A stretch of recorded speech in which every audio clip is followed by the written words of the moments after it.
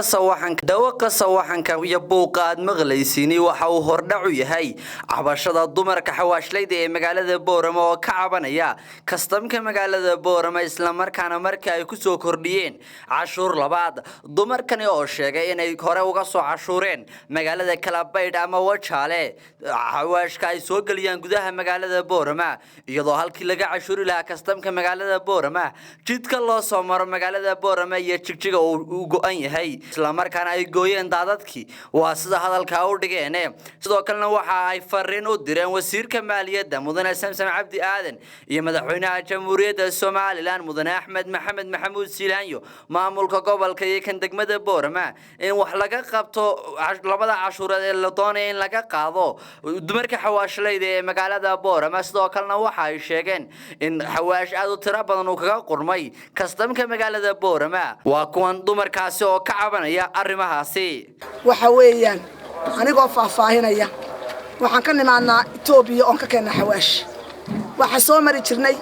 kantaroolka Boorama oo inagu cashuur jireen qolada maaliyadda waxa gooday wadada looga yimaado Itoobiya Soomaaliland ee looga soo galo Boorama waxaan u leexnay wadada Wajaale markay wadadii gooday ilaan diyaaradna watay waxaan wataa waa gaari waliba xamuulaha culus laamiga Kalabaydka ayaan ka soo wareegay waxa la iga soo qaaday cashuur waxaan la soo maray magaalada Boorama wakaastarigi la igu soo cashuuray ee Wajaale kaga soo cashuurta waxay tiri gabadha la yiraahdo Saara Xaamud Jibriil ima khusayso aan soo galay kantaroolkii oo la yiri maxaan ku raadayay waxa ka dhacay inay walaashayadii maamulkayada ahayd ee ugu imanay degmada Boorama ay ku marki kareeya tiri barta bacdana baad wadatiin warqado soo cad ka keenteen meel kale ayna tahay degmada Soomaaliland ee Wajaale waxay dhibi ka dhacday hadii aan degmo kale ka soo cashuuro maalkii way qaban lahayd maalkaygii baan sitaa waan soo cashuuray degmada idii qaaliga ahayd baan imiday waa la igu xidhay xoolahaygii baa la gubay ciidan la hadal waan weynay waan daalay waan tacabnay muwaadiniintii Soomaaliland hadii aanu nahay halana soo farageliyo wasiir dawlaha iyo wasiirka arrimaha gudaha iyo wasiirada maaliyadda Marwa Samsam Cabdi Aadan sida ugu dhaqso badan halana soo farageliyo gobolka Awdal hadii aanu nahay dumarkii gobolka Awdal dibtaasaan tirsanayna waa xoolaha iyagana waa kuwa dhintay marka xawaashkuna waa hal yoom waa one time ki waa aragtaan walaalaha iyo amal la'aan baa dhulka ka jirta qofkii kaliya dhaqaaqayna hadii agta hoosteeda la geliyo maxaa laga shaqayn caruuri baa wada cararay marka ma waxa doonaysiin in la isla wada gubto oo adduunyo isla fushuf beesho oo amal la'aan la isku soo wada hoydo ma waa ka qaadba maxamadka ka goosta waan ka goosta ma heshiisad ku gaadheen ba waxa weeyaan wadadii aanu soo mari jirnay baa naga go'day hadday naga go'dayna Wajaaleenu ka soo wareegnay Wajaaleenu ka soo cashuuranay haddaanu ka soo cashuuranayna halkan dadka dawladda aanu ugu nimidnay ay ka mid tahay ina Xaamud Jibriil waxay tiri aniga cashuurtaasi ima qusayso baabuurkii baa shiraaqa loo jiiday halka ay joogaan bay tiri muddo 5 cisha ayuu maxay ahayd joogay xawaashkii baa gubtay Soomaaliland la daadshay Soomaaliland ima qusaysay tiri ya hadday Soomaaliland ka go'an yihiin oo maxay hayday ay gaar yihiin waa la sheegay waa la cadeyn baabuurka laascaanood laga cashuuraa Wajaale kaargeysa Wajaale laga cashuura ka berbera tagay Wajaale laga cashuura ka burca tagay Wajaale laga cashuura marka waxa Boorama gooni ka dhigay ee annaga gooni naga dhigay laba cashuuradna saaray ayaanu ka doonaynaa maamulka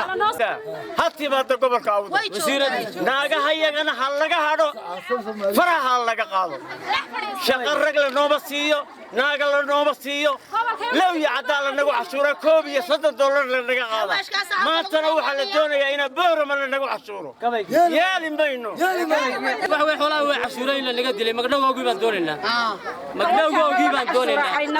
gaariga Wajaale laga cashuuray aynabi tagaa Soomaaliland wuxuu ku dhaxmaraa warqada transitka waa taas ku dhaxmaraa warqadii sida ahayd ee ay siteen waddanka dhan lagu dhaxmaray gaari cirgaaba tagay ay ku marayay in futada iska galiya la leeyahay waa cashuur labaad عشور لبات كان لنا دوني ما ينو على نجا سوكارو سير حمد يا مامل كمالية ده مقالة شوكا ما نانرك قدومي قبل كأوقع بالسنة أرنتا ما هينو أي ساديننا تتقبليه يا دحن يا دين أنت ما بلصلينا يا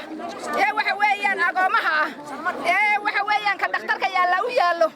دبعت طردني كلن تهاي يا وقت كجاي بعنا يا كيش كابش يا كيش كبرد يا قبتي عادات الله عشوري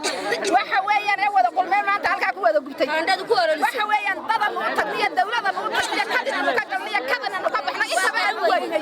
وحويان ده جهل ما هدتكم وحويان وضد يرى فرق ترسوا هالكن لعقت يرى بعضنا ميرون كيش كذا ما وحبك حساب مركب وحلوية قفطة من الله اللي وسير كهم مامركي دول فراسو إيجو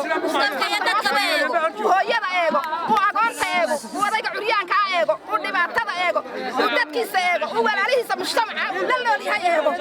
هدي أي سارح عمود جبريل كتم بيسوحها هكتنا سوشان نولنا تدك ولا عليه الهون حريستان نولنا هدي لديدو دولة ما أنت جرت هير قبل له هير مدحوين له هير وسير له إلا ما يركب كوسية لقى سوقاته وحكى هذلا وأرنتا كهذلا وتمر كا يا برورتو يا الماضي عيد بتلا أيان لا يريسن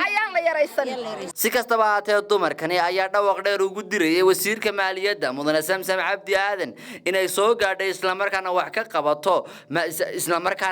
ka qabato labadan cashuurada lagaga qaadayo gudaha magaalada Boorama balse la arki doona saa uga soo jawaabta xukuumadda Soomaaliland cabashadan ka soo yeedhaysa dumarka xawaashlayda ee magaalada Boorama waa Shucayb Maxamed kan Shucaybiga TV-ga caalamiga ee bulsho magaalada Boorama